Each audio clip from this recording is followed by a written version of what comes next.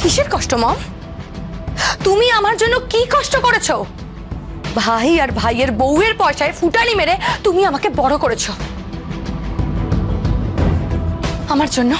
আমার জন্য তোমার কত টাকা খরচ হয়েছে? হ্যাঁ, কত টাকা? সায়রী, এত বড় একটা কথা তুই আমাকে বলতে পারলি? হ্যাঁ, বলতে পারলাম।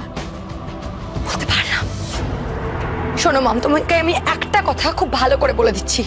তুমি যতদিন না আমাকে বলছো ওই বব লোকটিকে, ততদিন আমি তোমাকে কিছুতেই মা বলে ডাকবো না। সায়রী,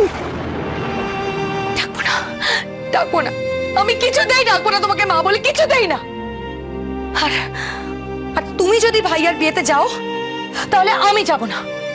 সায়রী, তো মাথাটা খারাপ হয়ে গেছে রে।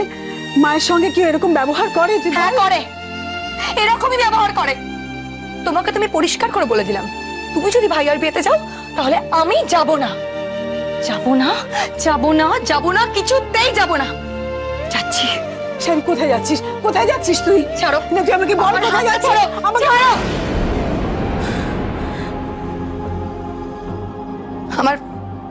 আমার ডান্স কম্পিটিশন রয়েছে, আমাকে প্র্যাকটিস করতে হবে, জিতে দেখাতে হবে সবাইকে। তোমাকে দেখাতে হবে যে তুমি যেটা করতে পারোনি সেটা আমি করে দেখিয়েছি। নাচ বাংলা কম্পিটিশনে চ্যাম্পিয়ন আমি হব। হ্যাঁ, আমি হব, স্টার হব আমি। সবাই আমাকে চিনবে, সবাই আমার নাম জানবে, সবাই আমাকে। তখন না আমি তোমার পরিচয় কিছুতেই দেব না যে তুমি আমার মা। একটা সাধারণ হোটেলের পাঁচ দিনকার। সায়রী, আমার কথা শোন। সায়রী, সায়রী,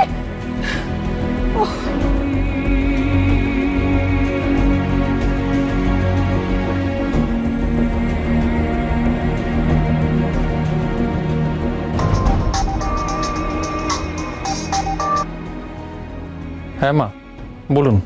অভিষেক, তুমি কোথায়? আমি তো কাজে বেরোচ্ছি মা। কেন?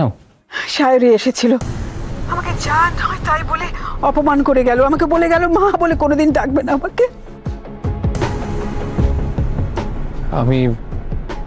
আমি বুঝি মা, আপনার কষ্টটা বুঝি, আপনি কষ্ট পাচ্ছেন সেটাও বুঝতে পারছি, কিন্তু ওর দিকটাও ভেবে দেখুন একবার।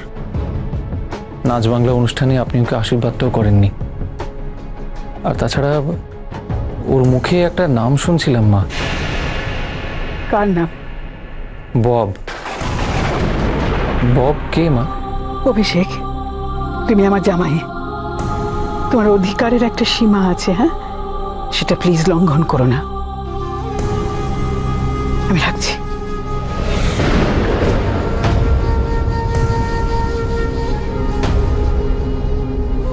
আমার দরকার নেই, আমার দরকার নেই, কিচ্ছু দরকার নেই, কাউকে দরকার নেই আমার।